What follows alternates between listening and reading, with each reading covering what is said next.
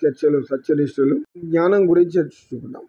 అంటే అనంత జ్ఞానం కలిగిన వాడు సర్వజ్ఞుడు. జ్ఞానాన్నంతా సృష్టించిన సృష్టికర్తకు తెలియనిదేముంటుంది? ఆలోచించాల్సిన అవసరం ఏముంది? ఎందుకంటే ఆయన సర్వజ్ఞుడు. ఆయనకి తెలియని విషయం అంటూ ఏది ఉండదు. ఎందుకంటే సృష్టించినంత ఆయనే కదా ఈ విషయాలన్నింటినీ, ఈ జ్ఞానాన్నంతటిని. ఇప్పుడు మరో ఉదాహరణ చెప్తాడు పతంజలి మహర్షి.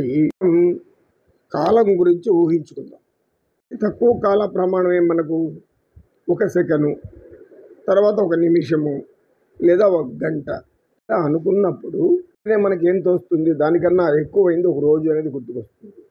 రోజు కన్నా పెద్దది ఉంది కదా నెల, నెల కన్నా పెద్దది సంవత్సరం. పోతే అనంతకాలం మనకు గుర్తుకొస్తుంది. ప్రమాణం బట్టి చూస్తే మానవులు తక్కువ కాలాన్ని ఊహించుకున్నారు. భగవంతుడు అనంతకాలజ్ఞుడు. అనంతకాలం అంటే ఏమి? సనాతనమైన వాడు. అతనికి ఆది అంతం అనే కాలం అంటూ ఏమి లేదు. సర్వకాల సర్వావస్థలయందు అతనే నిండి ఉంటాడు. ఎందుకంటే ఈ కాల ప్రమాణాన్ని నిర్మించింది ఆయనే. ఆయన సృష్టిలో కాలం కూడా ఒక భాగం కదా.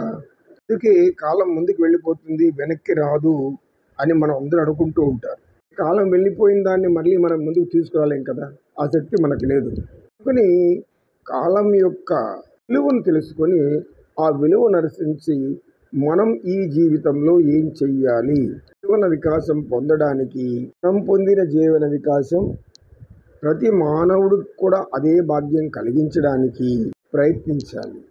జ్ఞానవంతుల లక్షణం.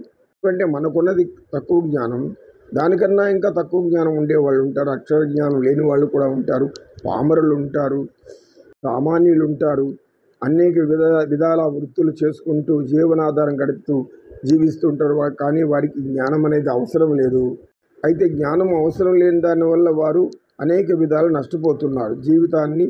జీవితంలో ఉండే ఆనందాన్ని కోల్పోతున్నారు. జీవితాన్ని ఎలా అనుభవించాలి, ఎలా ఆనందించాలి అనేటువంటి విషయం వారికి ఎప్పుడు కూడా కష్టాలు దుఃఖాలుగానే పరిగణిస్తూ ఉంటారు. ఎందుకంటే జ్ఞానం లేదు కాబట్టి.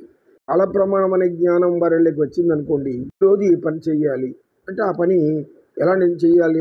దానికి ఒక పథకాన్ని వేసుకోవాలి. ఆ పథకాన్ని అనుసరించి చేసుకుంటూ వెళ్ళాలి. జ్ఞానవంతులుగా ఉండాలంటే అది ఎవరి బాధ్యత? పరిపాలకుల బాధ్యత. పరిపాలకులు ఏం చేయాలి? పరిపాలకుడు ఎలా అయ్యాడు అంటే జ్ఞానం ఉన్నవాడు పరిపాలకుడు అవుతాడు. రాజులు దగ్గర సమస్త విద్యలు నేర్చుకున్న తర్వాతనే అతనికి రాజ్యాభిషేకం జరుగుతుంది. ఎవరికి పడితే వారికి రాజ్యం ఇచ్చేసేదానికి రాజు అయ్యే ప్రసక్తి లేదు ఆ కాలంలో. ఒక రాజు అనేవాడు రాజు కావాలనుకున్నప్పుడు, దేశాన్ని పరిపాలించుకోవాలన్నప్పుడు సర్వజ్ఞానాన్ని ముందు నేర్చుకోవాలి. శాస్త్రాలు అతనికి తెలిసి ఉండాలి. ముఖ్యంగా న్యాయ ధర్మ సూత్రాలు తెలిసి ఉండాలి. ఇప్పుడు మాత్రమే ప్రజలను జ్ఞానవంతులను చేస్తాడు. జ్ఞానవంతులను చేయడంతో పాటు వారికి సమాన జీవితం అందించేందుకు అతనికి రాజుకున్న జ్ఞానం ఉపయోగించుకుంటాడు. ఒక మాట చెప్పాలంటే కన్న బిడ్డలలాగా ప్రజలను చూసుకోవడం, ప్రజలకు ఎటువంటి నష్టం జరగకుండా, కష్టం జరగకుండా, హింస జరగకుండా, ఇతరులు వచ్చి వారిపైన అనేక అడుగులు చేయనీయకుండా ఎవడైతే రక్షిస్తూ ఉంటాడో అతడి నిజమైనటువంటి ప్రభువు. ఈ ప్రభు యొక్క ధర్మం. ఎవరు చేయగలరు? సకల జ్ఞానమును సంపూర్ణంగా నేర్చుకున్నవాడు మాత్రమే చేయగలడు. ఉదాహరణకు ఒక రాజుకు విద్య తెలిసి ఉండవచ్చు, లేదా ప్రముఖ విద్య అంటే కత్తి సాము, మల్ల యుద్ధం, ఇలా కొన్ని విద్యలు తెలిసి ఉంటాయి. విధంగా శాస్త్ర జ్ఞానం కూడా ఉండాలి. ఏది మంచి ఏది చెడు విచక్షణ జ్ఞానం కూడా ఉండాలి. ఈ జ్ఞానాలంతా ఎవరిస్తారు? గురువుల దగ్గర బోధిస్తారు. గురువుల దగ్గర కూర్చొని నేర్చుకోవాలి.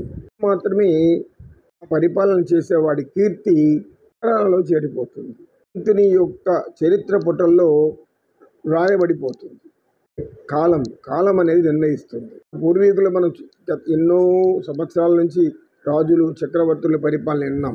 వారిలో కొందరు మాత్రమే మనకు సకల ధర్మశాస్త్రాలను ఆచరించిన వారు కనబడతారు.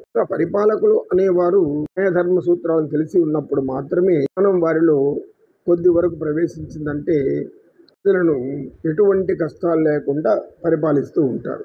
శత్రు భయం లేకుండా, దొంగల భయం లేకుండా, దోపిడిదారుల భయం లేకుండా, స్త్రీలు పురుషులు సురక్షితంగా రాత్రులు కానీ ఎప్పుడు కానీ సంచరించి తిరిగి ఇంటికి క్షేమంగా చేరుకోవడం కూడా పరిపాలకుల బాధ్యత. దీని వల్ల వస్తుంది? జ్ఞానం వల్లే వస్తుంది. ఈ జ్ఞానం ఎక్కడి నుంచి వస్తుంది? అనంతమైన ఆ పరమాత్మ ప్రసాదించిన జ్ఞానం ఇది. పరమాత్మ జ్ఞానాన్ని ఇచ్చాడు. దాని అర్థం ఏమి? జ్ఞానాన్ని ఇచ్చాను, దీన్ని ఆచరించు అని ఆయన శాసనాన్ని నిర్మించాడు. ఆయన చెప్పేది శాసనము. మనం పతాంజలి సూత్రాల మొదట్లే చెప్పుకున్నాం. అత యోగానుశాసనం. యోగం అనేది ఒక శాసనం చేస్తున్నది. శాసనము అంటే ఏమి? ఆచరించి తీరాలి అని చెప్పారు. ఆచరించకపోతే దానికి తగినటువంటి శిక్ష ఉంటుంది కదా. రాజు విధించినటువంటి ఆ శాసనాన్ని అందరికీ తెలియజేసినాక ఎవరైనా తప్పు చేస్తే వారు శిక్షార్హులే. ఏ తప్పుకు ఆ శిక్ష ఉండనే ఉంటుంది. ఏ విధంగా భగవంతుడు నిర్మించేటువంటి ఈ శాసనాన్ని జ్ఞానము అనేది ఇది అని ఆయన స్పష్టంగా చెప్పి దీన్ని ఆచరించాలి, దీన్ని ధిక్కరిస్తే మీకు ఆ కర్మ ఫలాలు తప్పకుండా మిమ్మల్ని పట్టి పీడిస్తాయి. ఆచరిస్తే పుణ్యఫలాలు మిమ్మల్ని వచ్చి ఆహ్వానించి మీకు అనంత సుఖాన్ని, శాంతిని ఇస్తుంది అనేటువంటి భావం ఇది. ఈ జ్ఞానము మానవులు కించజ్ఞుడు తక్కువ జ్ఞానం ఉంటుంది, కానీ సృష్టికర్తకు అనంత జ్ఞానం. అనంతం అంటే దానికి ఒక పరిమితి లేదు. పరిమితి లేనటువంటి జ్ఞానమే పరమాత్మ, ఈశ్వరుడు అని పతాంజలి మహర్షి గారు శిష్యులకు చెప్పి, ఓం సర్వే జనా సుఖినో భవంతు, సమస్త సన్మంగళాని సంతు. ఓం ఏతత్ సర్వం శ్రీకృష్ణార్పణమస్తు. ఓం తత్సత్.